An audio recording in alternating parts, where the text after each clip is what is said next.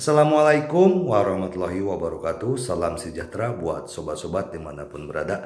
Semoga kita semua dalam keadaan sehat jasmani dan rohani, tidak kekurangan satu apapun. Amin ya robbal alamin. Bab 371 sampai 375. Mereka yang hadir semuanya adalah keturunan dari kekuatan besar di Tiongkok. Apakah mereka terpencil atau duniawi? Mereka semua telah melihat dunia. Tentu saja, saya telah melihat banyak keindahan. Namun penampilan Murong Qingge yang memukau dan menawan, ditambah dengan temperamennya yang seperti dunia lain dan perih, benar-benar membuat orang ingin menaklukkannya.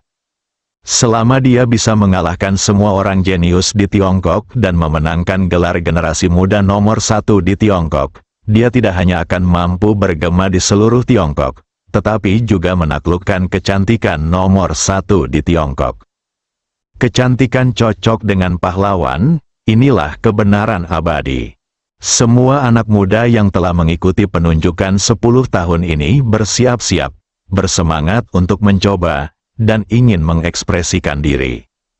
Murong Qingge hendak mengumumkan pengaturan selanjutnya. Pada saat ini, Zhuge Changqiong berdiri dan berkata, "Qingge, perjanjian 10 tahun dibuat oleh kami 10 tahun yang lalu. Zhao Xidao dan saya harus menyelesaikannya. Adapun perjuangan arogan Tiongkok berikutnya untuk mendapatkan supremasi, itu masalah lain. Kita tidak boleh mencampur adukan kedua hal ini." Itu benar, itu yang saya maksud.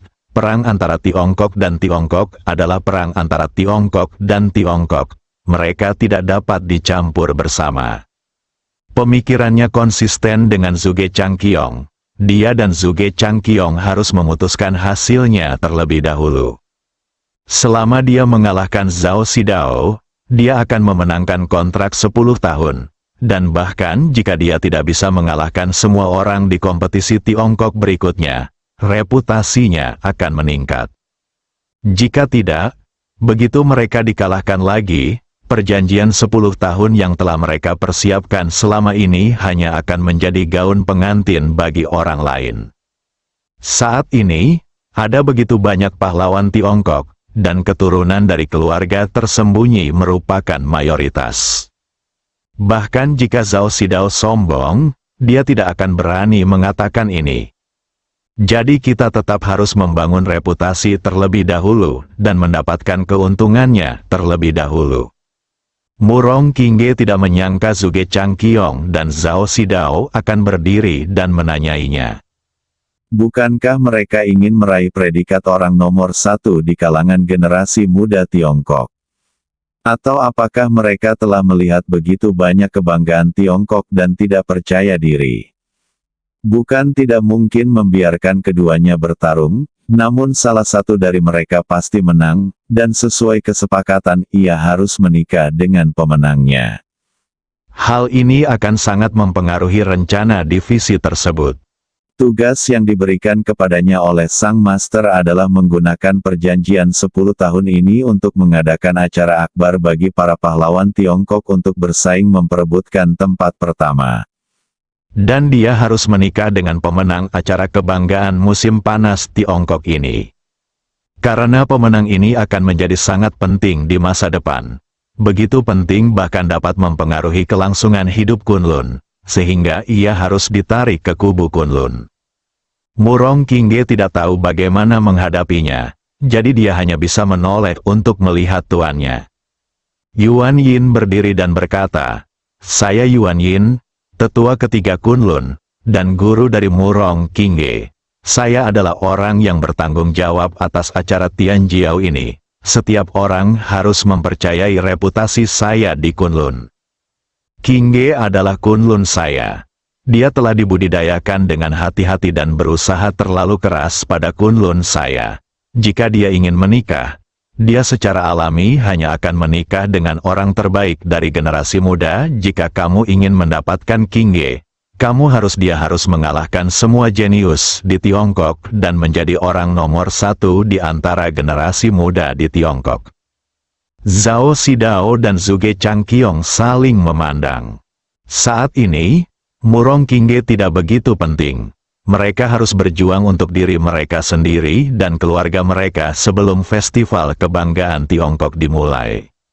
Won, tentu saja hal itu akan diingat oleh semua orang. Hilang, akibat bagi yang kalah adalah dilupakan. Oke, jawab mereka berdua bersamaan. Vokal semua menjawab setuju dan merasa lega. Jika keduanya bersikeras pada perjanjian 10 tahun dan memaksa pemenangnya menikahi Qingge, ini akan sangat sulit ditangani. Qingge sama sekali tidak bisa menikah seperti ini, reputasinya sudah mapan. Semua orang di Tiongkok tahu bahwa Murong Qingge adalah wanita tercantik di Tiongkok. Dia adalah wanita yang ingin ditaklukkan oleh semua pria. Dia juga merupakan bagian terpenting dari rencana Kunlun. Setelah kepemilikannya diputuskan terlebih dahulu, jika murid-murid Kunlun tidak dapat mengalahkan para jenius yang tak terhitung jumlahnya, rencana Kunlun untuk menjadi generasi muda nomor 1 di Tiongkok akan hilang sepenuhnya. Sebagai tetua ketiga Kunlun, Yuan Yin diutus oleh pemimpinnya untuk mengambil alih rencana ini, dan dia tidak boleh membiarkan ini terjadi. Bagus. Kedua orang ini sama-sama relatif pintar. Karena kalian berdua setuju, maka terserah kalian untuk bertarung sebelum acara Tianjiao. Kebetulan kalian juga merupakan keturunan dari dua keluarga sekuler teratas. Biarkan banyak keluarga dan sekte tersembunyi yang hadir melihat kekuatan keluarga sekuler kalian. Kamu harus menunjukkan gayamu dengan baik. Penatua Yuan Yin, kami telah mempersiapkan perjanjian 10 tahun sejak lama. Kita seharusnya tidak memutuskan hasilnya hanya dalam satu pertandingan orang dari masing-masing pihak dan bertarung sebanyak 5 kali. Siapapun yang memenangkan 3 pertandingan akan memenangkan kemenangan akhir, saran Zhuge Changqiong. Menang atau kalah ditentukan dalam satu pertandingan, dan dia benar-benar tidak yakin bisa mengalahkan Zhao Xidao. Jadi saya hanya mengusulkan untuk bertarung dalam 5 pertandingan. Kebetulan kali ini dia mengundang 4 orang kuat. Sekalipun mereka tidak mengambil tindakan, bantuan sudah terutang. Yuan Yin memandang Zhao Xidao. Selama pemenang keduanya tidak menikahi Qingge, tidak peduli berapa banyak perkelahian yang mereka lakukan, itu hanya hidangan pembuka. Puncak hari ini adalah konferensi kebanggaan Tiongkok. Zhao Xidao melirik Zhuge Changqiong dan berkata, saya setuju. Oke, maka terserah Anda untuk membuat pengaturan sendiri. Kedua belah pihak akan bertarung dalam 5 pertandingan, dan pemenangnya akan menjadi pemenang setelah 3 pertandingan. Namun, tidak ada seorang pun yang memiliki permusuhan hidup atau mati. Saya berharap tidak ada nyawa yang terluka. Semua daftar dewa setengah langkah yang hadir hari ini adalah wasit konferensi ini untuk menghentikan pertempuran. Tolong juga minta semua teman daftar dewa setengah langkah, datanglah kepadaku, dan yang lain akan bubar untuk memberi ruang bagi kedua belah pihak, kata Yuan Yin akhirnya. Segera di tempat kejadian, hampir 10 dewa setengah langkah terbang ke posisi vokal, dan Huang Fu Zhengxiong, penjaga daftar dewa, juga ada di sana. Tempat ini adalah yang tertinggi di sini, dan Anda dapat melihat dengan jelas di bawah. Ini adalah lokasi yang sangat baik untuk menyaksikan pertempuran. Yang lainnya semuanya tersebar, masing-masing menemukan tempat untuk tinggal. Tinggalkan platform hatimu.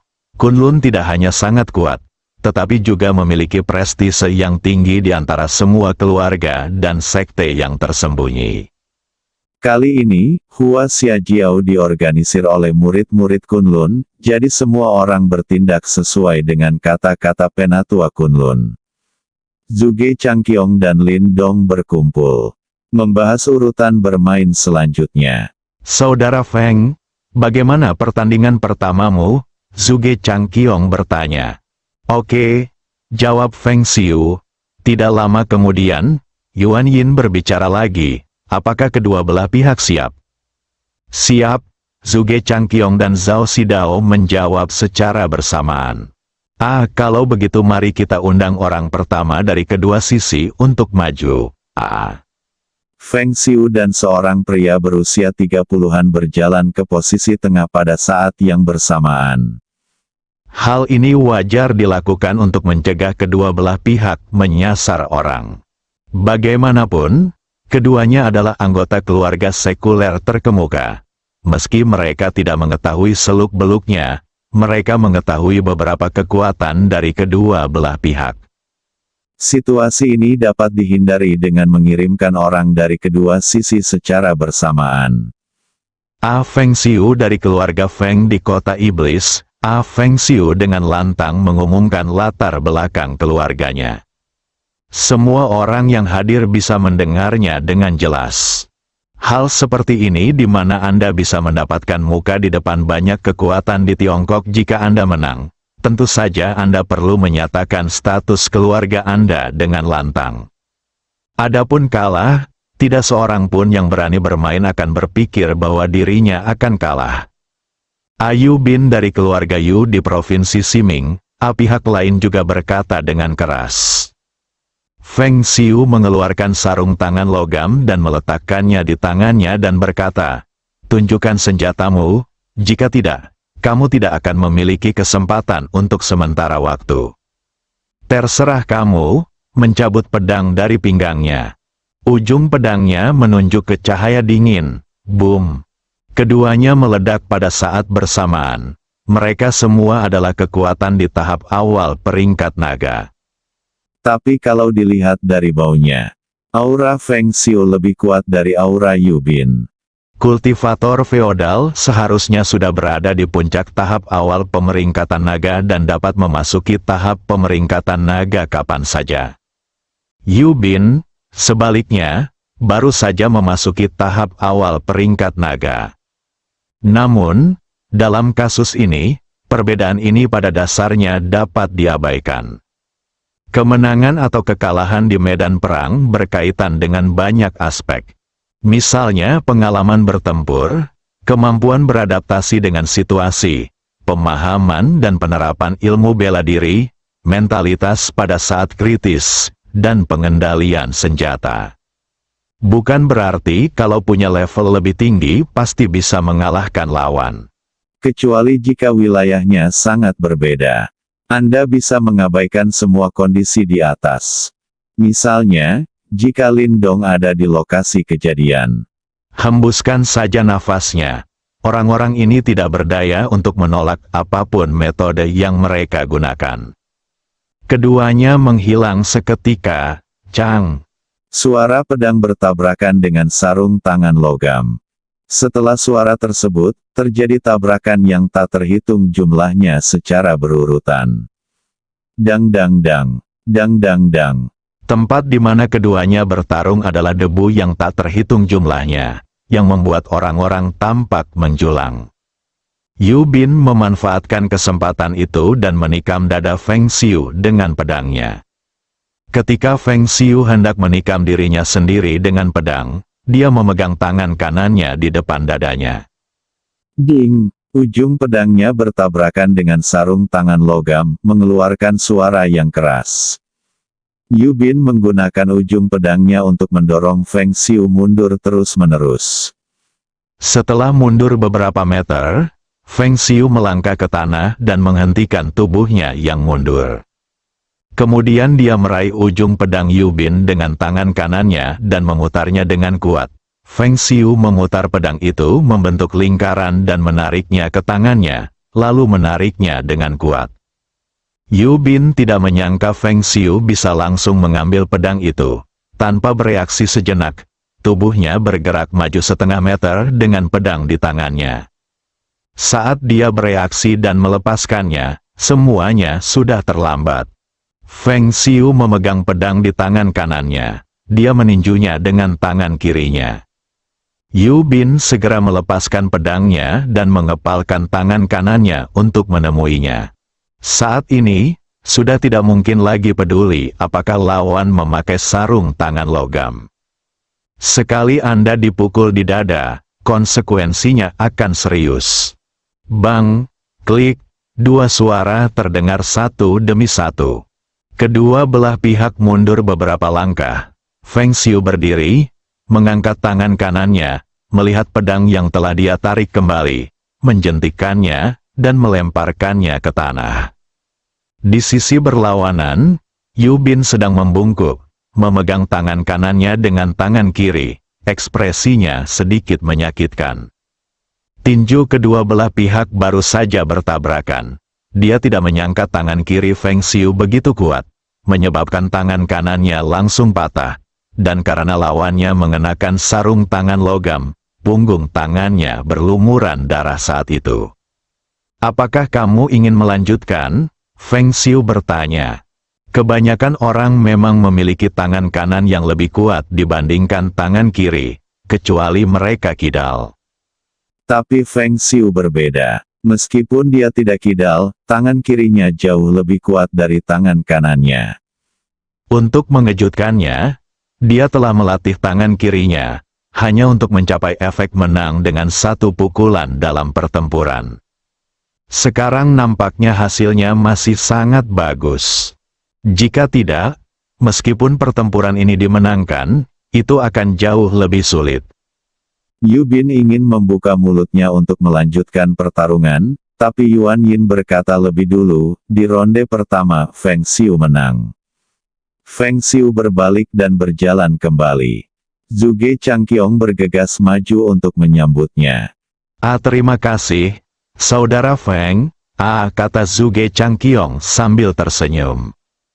Zhuge, saya telah melakukan apa yang saya janjikan kepada Anda. Saya harap Anda akan melakukan apa yang Anda katakan. Saudara Feng, jangan khawatir, saya, Zhuge Changqiong, pasti akan melakukan apa yang saya katakan. Feng Xiu tidak berbicara lagi, tetapi menemukan tempat untuk duduk dan beristirahat. Pertarungan barusan sangat melelahkan baginya. Bagaimanapun, kedua belah pihak memiliki kekuatan yang sama, dan dia cukup beruntung untuk menang secara mengejutkan. Yu Bin kembali ke tim Zhao Xidao. Zhao Xidao berjalan ke arahnya tanpa ekspresi, menepuk pundaknya dan berkata, "Jangan khawatir, istirahatlah yang baik, sisanya akan diserahkan kepada kita." Hal tersebut pun memicu diskusi di antara banyak orang yang hadir. Namun tidak banyak tempat yang mengejutkan. Sejujurnya, seorang master di tahap awal peringkat naga yang berusia sekitar 30 tahun tidak memiliki keunggulan di hadapan begitu banyak keluarga dan sekte tersembunyi. Namun hal itu juga membuat banyak orang teringat dengan nama Feng Xiu. Undang orang kedua dari kedua sisi untuk datang. Zhuge Changqiong mengirim Zhuge Bifan, keturunan bangkir dari keluarga tersembunyi. Zhao Xidao mengirim seorang pria tinggi dan kuat. Zhuge Changqiong memandang Zhuang Bifan di lapangan dan merasa sedikit bersemangat. Dia mengetahui kekuatan Zhuang Bifan dengan sangat baik. Dia juga berada di puncak peringkat naga di tahap awal. Selama dia bisa memenangkan babak ini, peluangnya akan jauh lebih besar di pertandingan hari ini. Hanya Lindong yang tidak tahu banyak tentang kekuatan 5 orang di sisinya. Jadi dia memberi peringkat terakhir pada Lindong. Selama Anda memenangkan 3 dari 4 pertandingan pertama, pertandingan terakhir tidak masalah. Lindong sedang depresi saat ini, dia tidak ingin menjadi yang terakhir. Dia hanya ingin menyelesaikan pertarungan dengan cepat, membalas budi Zhuge Changqiong, lalu diam-diam pergi dan kembali tidur. Menurutnya, pertarungan antara master daftar naga ini hanyalah permainan anak-anak, sama sekali tidak ada artinya. Tapi Zhuge Changqiong mengatur agar dia menjadi yang terakhir, dan tidak ada yang bisa dia lakukan. Bagaimanapun, Zhuge Changqiong adalah masternya, dan dia punya rencananya sendiri. Dia tidak bisa mengganggu rencana orang lain sesuka hati, dan dia tidak bisa memikul tanggung jawab jika pada akhirnya kalah. Betapapun kuatnya dia hanya bisa memainkan satu permainan. Masing-masing pihak mengirimkan 5 orang untuk berpartisipasi dalam pertempuran. Terlepas dari menang atau kalah, Anda harus keluar. Bukan berarti satu orang bisa bertarung dalam 3 pertandingan berturut-turut. Setelah 2 orang di lapangan mengumumkan rumah mereka, aura mereka pecah dan mereka langsung bertarung satu sama lain. Keduanya berada di puncak peringkat naga awal, tapi pengalaman tempur lawan jelas lebih besar dari pengalaman Zhuang Bifan. Meskipun dia jauh lebih besar dari Zhuang Bifan, fleksibilitasnya tidak jauh lebih lemah darinya, dan daya ledaknya juga lebih kuat darinya. Selain itu, metode yang diterapkan sama sekali bukan pertahanan dan menukar cedera dengan cedera. Seringkali Zhuang Bifan memukulnya 2 atau 3 kali sebelum dia dapat memukul Zhuang Bifan 1 kali. Namun momen ini pun bisa membuat Zhuang Bifan sengsara. 3 atau 2 pukulan yang dilakukan sendiri tidak berdampak besar sama sekali. Inilah manfaat dari tubuh fisik yang kuat. Setelah beberapa putaran, Zhuang Bifan juga menemukan ada yang tidak beres. Dia tidak lagi menghadapi lawan secara langsung dan menghindar dengan seluruh kekuatannya. Untungnya, dia terutama menyerang dengan keterampilan tubuh dan hampir tidak bisa dikalahkan. Kadang-kadang, dia bisa menyerang lawan secara diam-diam. Selama seluruh pertempuran, lawan mengejar Zhuang Bifan. Orang-orang yang hadir yang berada pada level yang sama atau lebih rendah takut untuk menonton. Semua orang berkeringat untuk Zhuang Bifan. Setiap kali dia digosok sedikit oleh lawan, sensitivitas gerakannya akan berkurang. Sepertinya kekalahan hanya tinggal menunggu waktu. Cara terbaik untuk menghadapi orang yang memiliki level dan tubuh kuat yang sebanding adalah dengan menggunakan senjata tajam. Sekalipun Anda kuat secara fisik, Anda tidak bisa kebal. Sekali dipukul, senjata tajam seperti pedang juga dapat dengan mudah menembus kulit dan menembus otot. Peluru juga mampu menembus kulit dan otot. Sayangnya seni bela diri Zhuang sebagian besar didasarkan pada teknik tubuh dan dilengkapi dengan teknik telapak tangan. Dia tidak punya kebiasaan menggunakan senjata. Hal ini mengakibatkan dia hampir sepenuhnya terkekang oleh lawan. Selain itu, hampir tidak ada keluarga tertutup yang menggunakan senjata termal modern.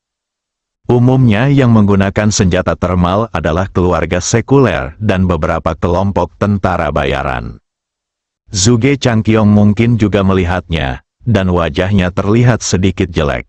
Dia awalnya ingin memperluas beberapa keuntungan, tetapi tampaknya itu tidak mungkin. Dia telah mempersiapkannya selama bertahun-tahun, dan Zhao Xidao tidak tinggal diam. Semua orang di tempat kejadian menyaksikan dengan penuh semangat. Pertarungan antar master daftar naga bukanlah hal biasa. Semua dunia tersembunyi berlatih secara internal, dan ada perbedaan besar antara latihan dan pertarungan. Sedangkan untuk keluarga sekuler, hanya ada beberapa master di daftar naga, dan mereka dikendalikan oleh Tiongkok, yang tidak mengizinkan para pejuang untuk mengungkapkan kekuatan mereka di depan orang-orang biasa. Para pejuang menyembunyikan diri mereka sendiri, dan bahkan ada lebih sedikit lagi yang terlihat.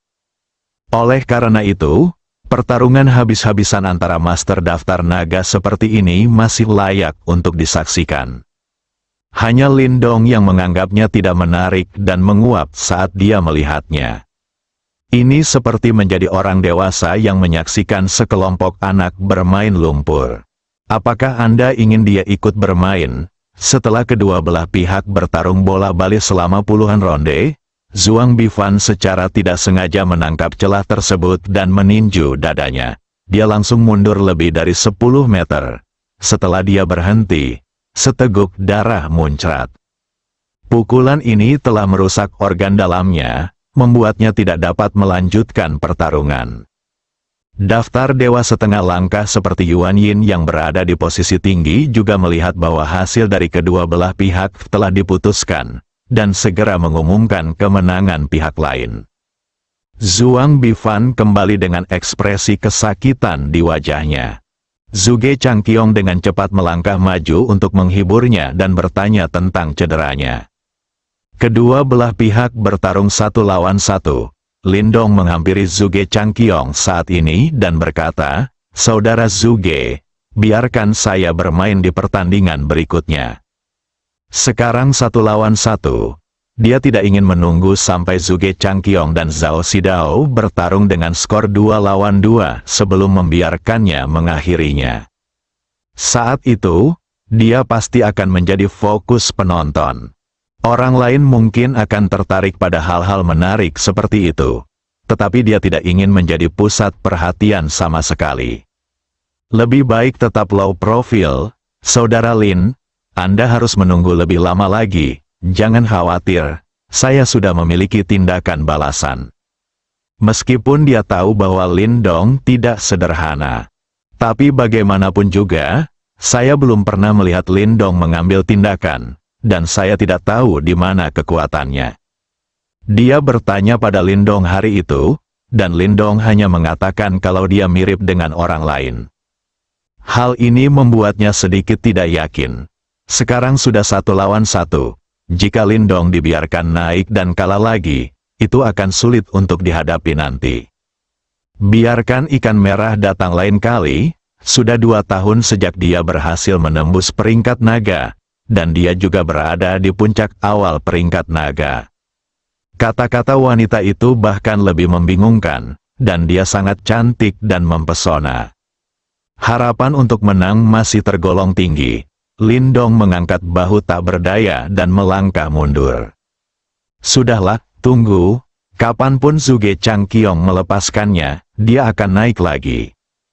Final adalah final, dia memang yang terpilih. Jadilah pusat perhatian kemanapun Anda pergi. Saat bermain dengan anak-anak di lumpur, biarkan dia tampil terakhir.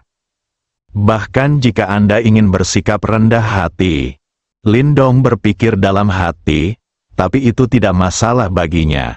Sekarang dia bisa melakukan apapun yang dia mau. Kekuatan tempur di puncak daftar dewa membuatnya bersemangat untuk mencobanya. Aku bahkan ingin bertarung dengan Song Simin untuk menguji batas kemampuanku. Tapi pikirkanlah dan lupakan saja. Song Simin tidak bisa mengambil tindakan dengan mudah sekarang. Setiap kali Anda mengambil tindakan, Anda akhirnya menghabiskan hidup Anda secara berlebihan. Pada saat ini, Penatua Yuan Yin meminta orang ketiga dari kedua sisi untuk muncul. Orang di sini secara alami adalah Luo Hongyu, putri tertua keluarga Luo di kota ajaib. Di sebelah Zhao Xidao adalah seorang pria feminin, yang tampak seperti telah dikosongkan oleh alkohol dan seks, dengan wajah pucat karena kesenangan seksual yang berlebihan. Luo Hongyu dari keluarga Luo di kota iblis, kata Luo Hongyu. Penampilan Luo Hongyu juga membuat mata semua orang berbinar. Akhirnya muncullah seorang ahli kecantikan, terutama Luo Hongyu yang saat ini mengenakan gaun berwarna merah cerah, memamerkan sosoknya yang mempesona. Apakah kamu tidak takut ketahuan saat bertarung dengan Rock? Mungkinkah menonton pertarungan bisa memuaskan mata semua orang? Banyak orang yang menantikannya. Keluarga tersembunyi keluarga Tang Tang Xuan. Pria feminin itu memandang Luo Hongyu dengan tatapan melirik dan memperkenalkan dirinya. Apa? Begitu pria feminim itu memperkenalkan dirinya, ia langsung menimbulkan seruan dari banyak orang yang hadir. Dia ternyata adalah anggota keluarga Tang, keluarga tersembunyi. Ini adalah keluarga yang sangat kuat dengan warisan yang panjang. Gaya bertarung keluarga ini berbeda dengan keluarga dan sekte lainnya. Keahlian terbaik mereka adalah membuat dan menggunakan senjata tersembunyi. Ada senjata tersembunyi yang tersembunyi di setiap bagian tubuh, dan pertempuran dapat dipicu kapan saja, sehingga sulit untuk diwaspadai. Selain itu, serangan keluarga Tang sangat kejam, dan senjata tersembunyi tersebut mengandung racun. Begitu terkena senjata tersembunyi keluarga Tang, korban akan langsung kehilangan efektivitas tempurnya dan dibantai, dan yang lebih serius bahkan akan dibunuh secara langsung, yang sungguh menakutkan. Tidak ada yang mau bertengkar dengan keluarga Tang, karena terlalu berbahaya, dan ada kemungkinan diserang jika tidak hati-hati. Sekalipun tingkat kekuatannya satu tingkat lebih tinggi dari keluarga Tang, mereka tidak mau bertarung dengan mereka. Keluarga Tang bisa dikatakan hebat dalam senjata tersembunyi.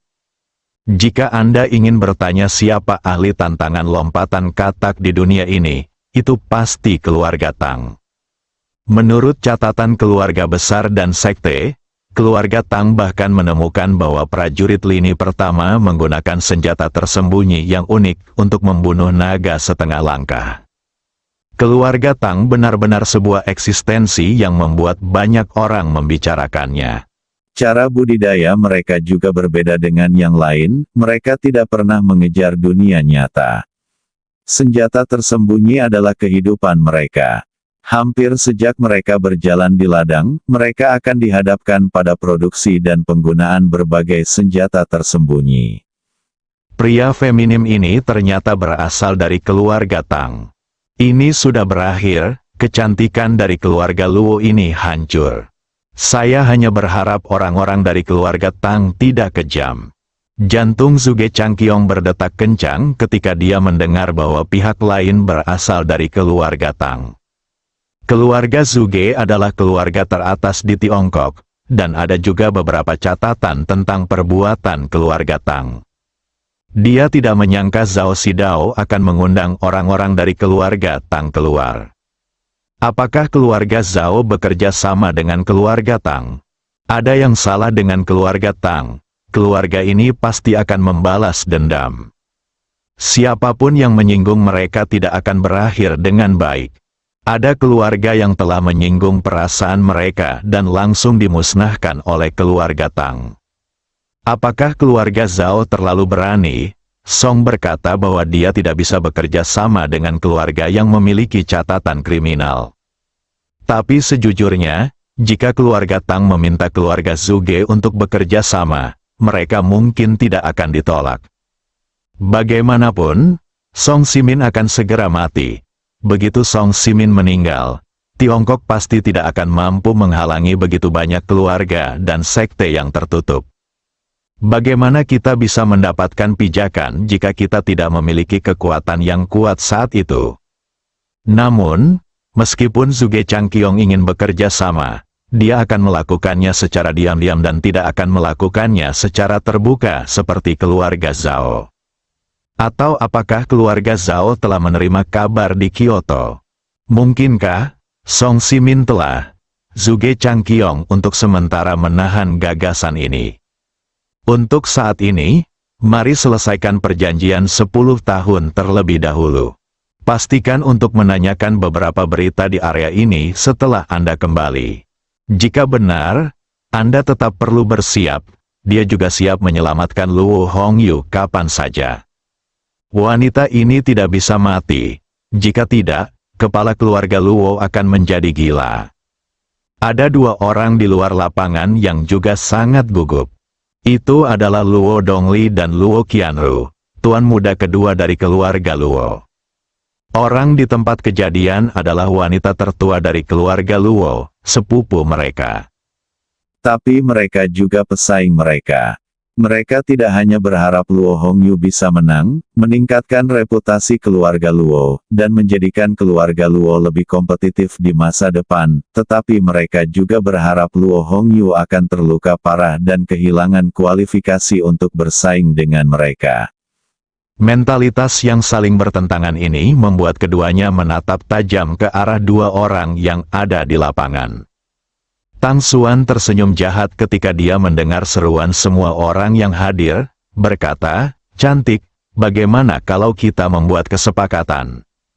Kesepakatan apa? Dia juga tahu bahwa orang-orang dari keluarga Tang tidak mudah diajak main-main. Tapi sekarang dia ada di sini. Sebagai seorang pejuang, dia tidak punya kesempatan untuk mundur. Ada banyak sekali orang jenius dari Tiongkok yang menyaksikan di tempat kejadian. Apakah dia, Luo Hongyu, dapat menonjol di antara para jenius yang tak terhitung jumlahnya di Tiongkok bergantung pada pertempuran hari ini. Selama dia bisa mengalahkan keluarga Tang, dia akan menjadi terkenal. Itu lebih meyakinkan dan berkesan daripada yang baru saja dimenangkan Feng Xiu.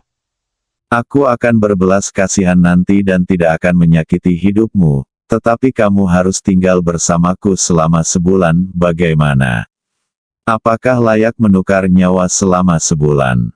Suara Tang Xuan tidak nyaring, tapi sekarang seluruh tempat menjadi sunyi, sehingga semua orang dapat mendengarnya dengan jelas. Vokal di platform tinggi mengerutkan kening, namun, dia tidak menghentikannya. Dewa setengah langkah lainnya pura-pura tidak mendengar. Tak seorang pun di keluarga Tang ingin menyinggung perasaan. Jika Anda menyinggung mereka, mereka akan menempel pada Anda seperti plester kulit anjing.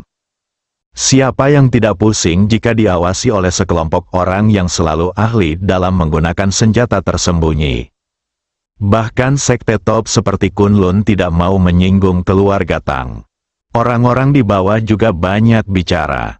Nona Luo, berjanjilah saja pada Tuan Tang, jika Anda melayani Tuan Tang dengan baik, mungkin Anda bisa membiarkan keluarga Luo Anda bergantung pada pohon besar keluarga Tang. Ya, saudara ini apa yang dikatakan Tai benar sekali. Semua orang mulai bersorak, terjadi keributan. Luo Hongyu tersenyum menawan, membuat Tang Xuan menelan ludahnya. Menurutnya, wanita ini akan segera menjadi miliknya. Berpikir untuk memiliki wanita terkemuka di bawahnya, Tang Xuan merasakan aliran panas di tubuhnya. Sebagian besar keluarga Tang memiliki satu ciri khas. Itu nafsu, tapi mereka tidak meremehkan wanita biasa. Dia tidak akan serakah seperti Liu Hong dari keluarga Liu, bahkan para pelayan hotel. Mereka suka menaklukkan keindahan yang kuat. Murong Qingge tidak diragukan lagi adalah wanita paling mempesona di acara kebanggaan Tiongkok hari ini. Tapi Murong Qingge bukanlah seseorang yang bisa dia mata-matai. Itu adalah tujuan kakaknya, dia adalah generasi muda di keluarga Tang dan hanya bisa menduduki peringkat kelima. Murong Qingge ditakdirkan menjadi wanita kakak laki-laki tertuanya. Tang Xuan, kan? Kamu terlihat seperti wanita, tetapi kamu terlihat seperti pistol lilin yang tidak berguna. Kamu masih ingin berhubungan seks denganku. Bisakah kamu melakukannya? Aku suka pria dengan tubuh yang kuat, bukan kamu. Dasar jalang. Hongyu berkata dengan nada sinis. Orang-orang yang hadir kembali ribut. Jika Anda berani mengatakan hal seperti itu tentang orang-orang dari keluarga Tang, keluarga Luo mungkin tidak ingin menjalani kehidupan yang baik, bukan, FCK? Nona. Luo luar biasa. Kamu berani menyerang orang-orang dari keluarga Tang seperti ini. Kamu seperti seorang idola. Orang-orang ini juga hanya pengamat dan tidak menganggapnya terlalu serius. Setelah mendengar kata-kata Luo Hongyu, wajah Tang Xuan yang awalnya tersenyum tiba-tiba berubah suram. Beraninya seseorang berbicara seperti itu padanya. Tampaknya keluarga Tang telah bersembunyi di dunia ini selama bertahun-tahun dan benar-benar akan segera dilupakan. Aku sangat penasaran, apa yang memberimu keberanian untuk berbicara denganku seperti ini? Apakah menurutmu umurmu panjang? Apakah kamu ingin aku membunuhmu? Kata Tang Xuan dengan wajah muram. Bunuh aku? Maka itu tergantung apakah kamu bisa melakukannya. Kepala tombak lilin, Luo Hongyu menjawab tanpa rasa takut. Oke, kamu bisa, keluarga Luo di kota ajaib, aku ingat, kamu. Terlalu banyak bicara, ayo kita lakukan, langsung meledak. Tang Xuan tidak membuang waktu. Dia melambaikan tangannya dan menembakkan beberapa senjata beracun tersembunyi langsung ke Luo Hongyu. Di saat yang sama, tubuhnya menghilang di tempatnya. Luo Hongyu berdiri diam dan tidak bergerak untuk menghindari senjata tersembunyi itu. Dia langsung mengangkat tangan kanannya, dan pistol mini muncul di tangannya. Lalu tarik pelatuknya, bang, bang, bang, bang, dentang, dentang, dentang, dentang. Pada saat ini, Tang Xuan muncul di sebelah kanannya, melambaikan tangannya lagi, dan senjata tersembunyi itu terus menembak ke arahnya. Luo Hongyu mengikutinya, menarik pelatuknya ke arah lain, dan menggunakan peluru untuk mencegat senjata tersembunyi itu. Tang Xuan terus berganti posisi dan menembakkan senjata tersembunyi. Luo Hongyu berdiri di tengah dan mencegat semua senjata tersembunyi dengan pistolnya tanpa melewatkan satupun. Cara bertarung ini sungguh menakjubkan. Keduanya menggunakan serangan jarak jauh. Sungguh luar biasa bisa bertemu mereka bersama. Bahkan Lindong yang mengantuk pun menjadi tertarik. Salah satunya seperti peluncur seluler, yang terus-menerus mengubah posisinya dan meluncurkan senjata tersembunyi. Yang satu tidak bisa digerakkan seperti gunung, dan dua lagi di tangan, dan tidak ada senjata tersembunyi yang bisa menembusnya. Semua orang hanya bisa mendengar suara tembakan yang tak terhitung jumlahnya dan suara peluru yang bertabrakan dengan senjata tersembunyi. Serta melihat percikan api yang muncul dari tumbukan kosong. Semua orang yang hadir merasa bahwa senjata tersembunyi keluarga Tang akhirnya menemukan tandingannya. Pada saat ini, Tang Xuan sedang mencibir di dalam hatinya, Senjata tersembunyi keluarga Tang telah dikembangkan selama ribuan tahun, bagaimana bisa dikalahkan hanya dengan dua tangan? Saat ini, Tang Xuan benar-benar menggoda Luo Hongyu. Pasalnya senjata tersembunyi yang ia gunakan berukuran relatif besar. Senjata tersembunyi yang benar-benar mematikan seringkali berukuran sangat kecil. Setelah memindahkan posisinya beberapa kali berturut-turut, Tang Xuan memanfaatkan momen Luo Hongyu mengganti pelurunya, dan menembakkan jarum perak kecil yang dicampur dengan senjata tersembunyi ke arah Luo Hongyu. Bang bang bang, dentang dentang dentang. Setelah Luo Hongyu memblokir senjata tersembunyi itu dengan peluru, dia tiba-tiba merasakan bahaya mendekat. Setelah melihat lebih dekat, dia menemukan jarum perak kecil muncul tidak jauh di depannya. Saat ini, mustahil untuk mencegatnya dengan peluru, dan jarum peraknya terlalu kecil untuk terlihat jelas dari kejauhan. Luo Hong dengan cepat berbalik ke samping, dan jarum perak kecil melewati dadanya. Setelah dia berbalik ke samping untuk menghindari jarum perak dan berdiri diam lagi, senjata tersembunyi yang tak terhitung jumlahnya menyerang lagi. Tidak bisa dicegat dengan peluru. Dia hanya bisa mundur dan menghindari senjata tersembunyi. Tapi senjata tersembunyi Tang Xuan terhubung satu demi satu, satu demi satu. Begitu Anda mengikuti ritmenya, Anda sepenuhnya berada di bawah kendalinya. Tang Xuan bahkan dapat mengontrol cara menghindari dan tindakan apa yang harus diambil. Inilah kekuatan senjata tersembunyi keluarga Tang. Tang Xuan masih bergerak dengan genit. Luo Hongyu, yang berdiri di tengah, tidak lagi memiliki momentum yang tidak bergerak sekarang. Luo Hongyu sebenarnya sedang menari sekarang. Ya, Anda membacanya dengan benar. Saat ini, Luo Hongyu memang sedang menari, dan dia menari di bawah kendali Tang Xuan. Karena jalan lain diblokir oleh senjata tersembunyi, Luo Hongyu harus mengikuti celah yang ditinggalkan Tang Xuan jika dia ingin menghindari terkena senjata tersembunyi. Senjata tersembunyi keluarga Tang sangat beracun, dan jika dipukul berarti kalah. Hal ini membuat orang-orang yang berada di tempat kejadian tercengang. Luo Hongyu sebenarnya menari di bawah kendali senjata tersembunyi Tang Xuan. Apakah ini kekuatan senjata tersembunyi keluarga Tang? Ini sangat menakutkan. Saat Tang Xuan bergerak, dia dengan hati-hati mengamati Luo Hongyu, yang dikendalikan oleh senjata tersembunyinya. Angkat kaki kananmu, benar saja.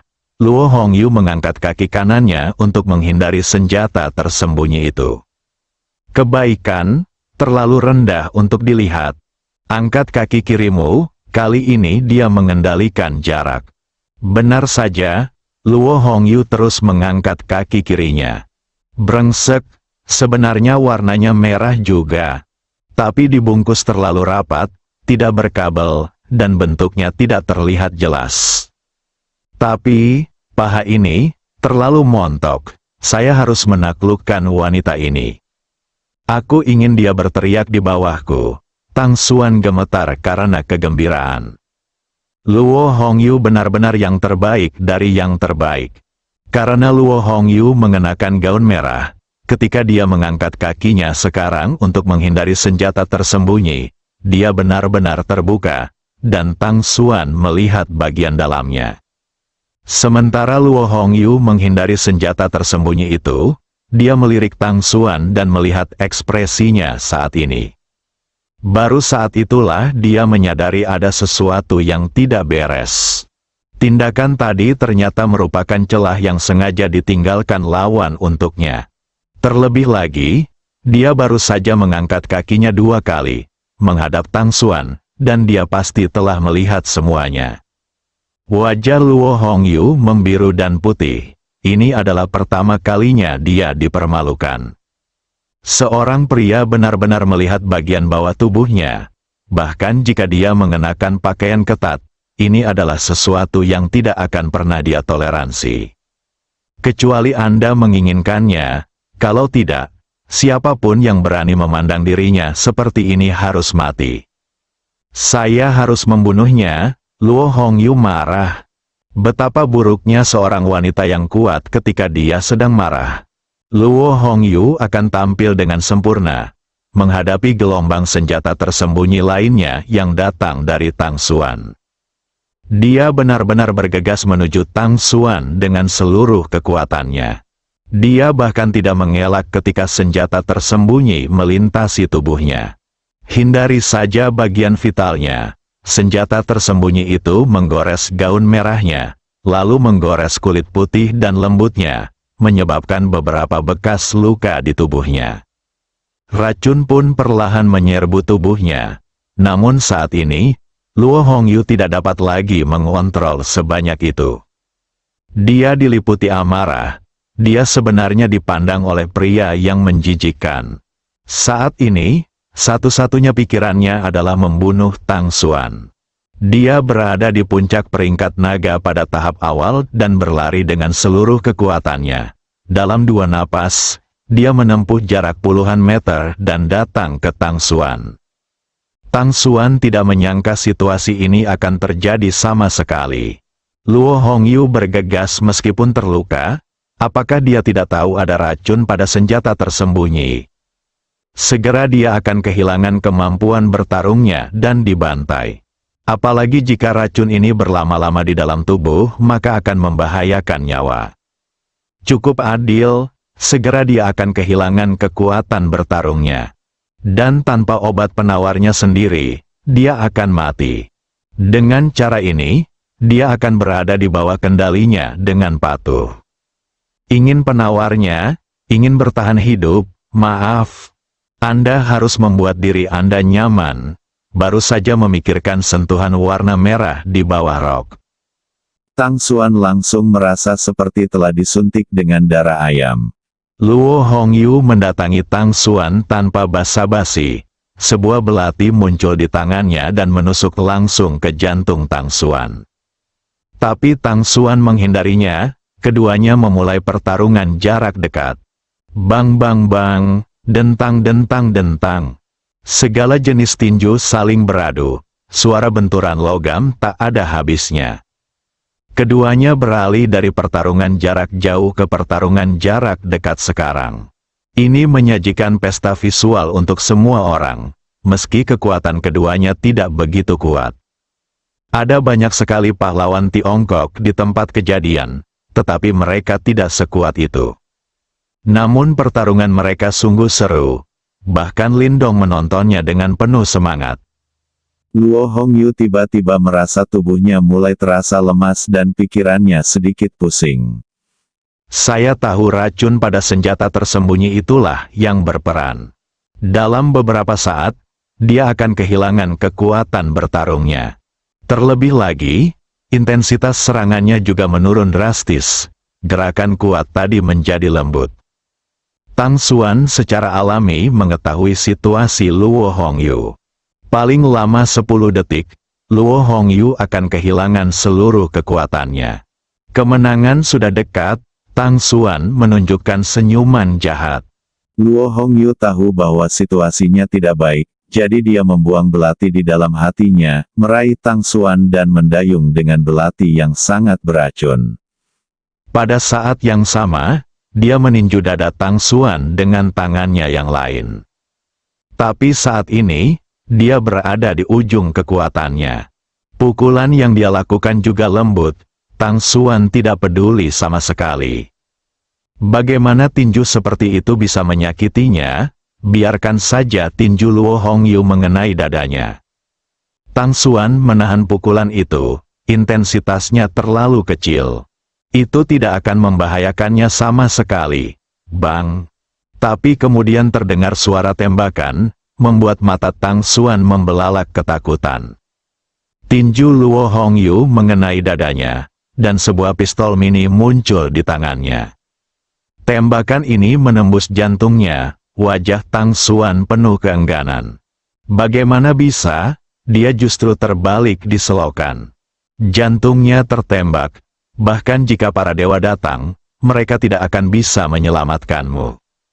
Saat ini, Luo Hongyu telah benar-benar kehilangan kekuatannya, tetapi dia masih tersenyum.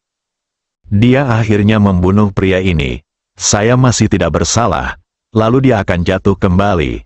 Pada saat ini, jarum perak kecil terbang dan menembus langsung ke jantung Luo Hongyu. Ayo mati bersama. Tang Xuan menutup matanya karena marah dan terjatuh. Bang, bang, keduanya jatuh ke tanah satu demi satu. Bersambung.